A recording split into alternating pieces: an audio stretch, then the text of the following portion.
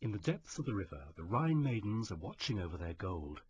The nymphs play and dart about with the suppleness of fishes, until the arrival of the hideously ugly and lecherous Nibelung, Alberich, who makes advances to 3 of the maidens, Woglinde, Welgunde, and Flosshilde. A long, tense game of erotic attraction and repulsion ensues, until Alberich realizes he's being mocked.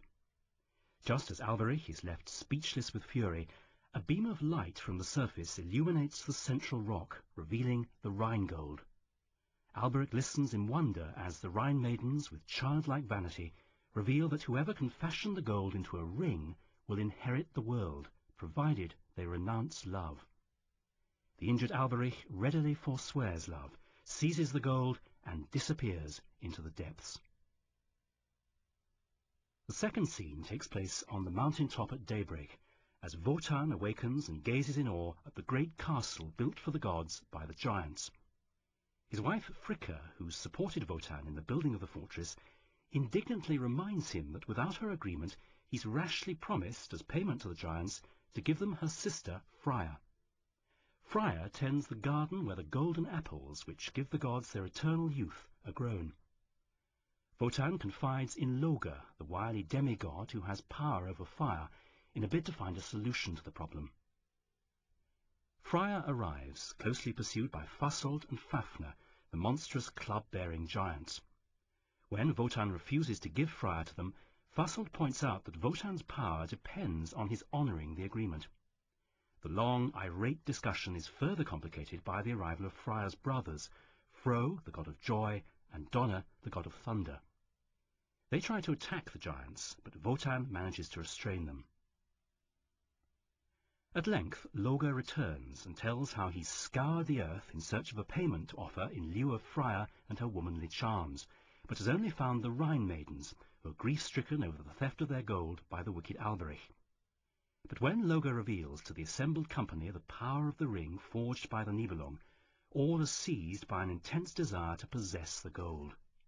Loge suggests that the only way to obtain it is by theft. The giants are willing to accept the ring in preference to Freya, but to everyone's dismay they insist on retaining the goddess as a hostage until the gold is handed over.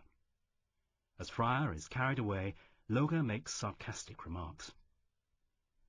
Wotan realizes he has no choice but to set out with Loge in search of the gold, and after bidding Fricka and her brothers to wait his return with confidence, he descends into the entrails of the earth. Scene 3 takes place in Alberich's cavern, Nibelheim. Alberich has used the power of the ring to reduce the entire Nibelung race to slavery.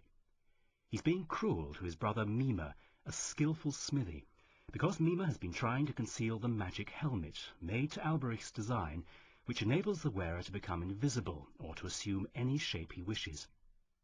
Alberich grabs the helmet and vanishes, but continues to ill-treat his brother and shout at his subjects. When Wotan and Loge arrive, Mime is prostrate on the ground, groaning with pain.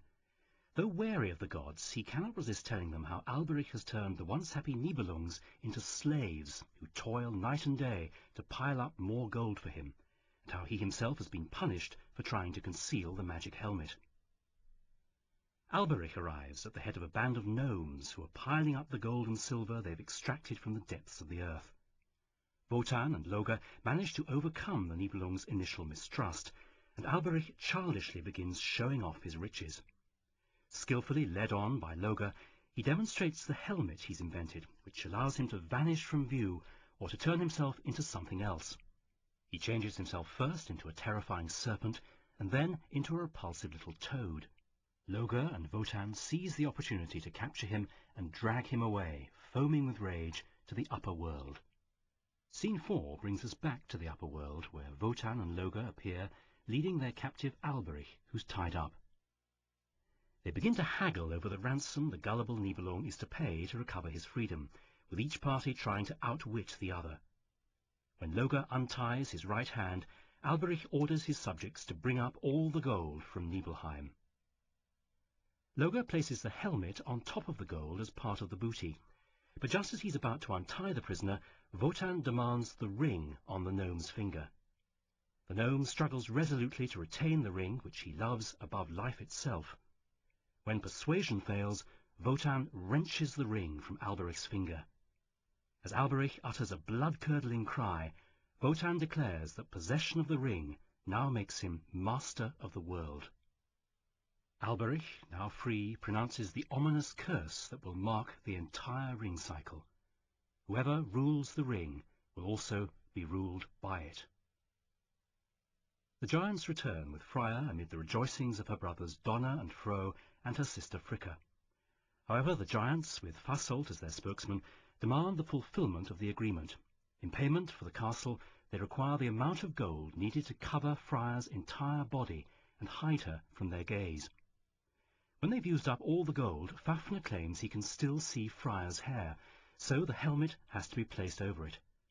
Then Fasolt, in an attempt to obtain the ring that gleams on Wotan's hand, says he can still see her luminous gaze through a crack.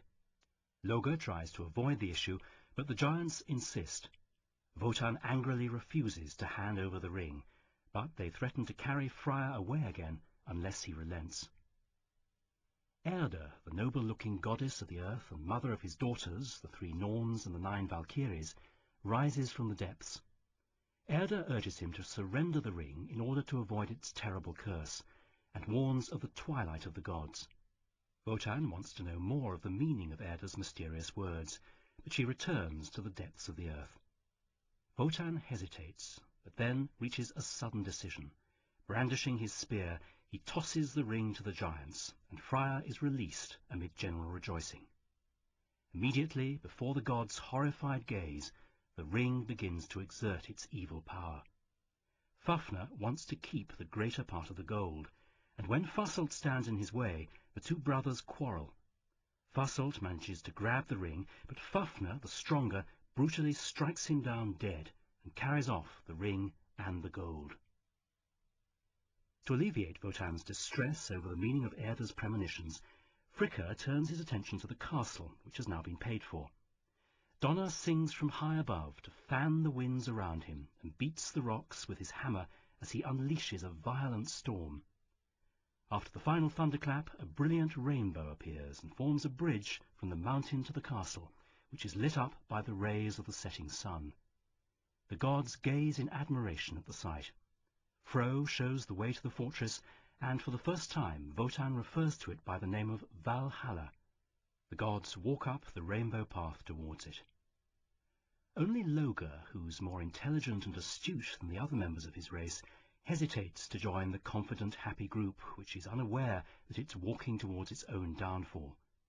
He's tempted to take on the form of a dancing flame once more and consume the gods who have tamed him. But at last he too joins the procession.